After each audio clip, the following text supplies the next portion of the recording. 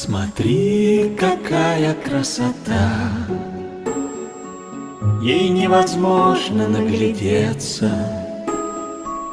Ты не целуй ее в уста, ты прикоснись к ней только сердцем.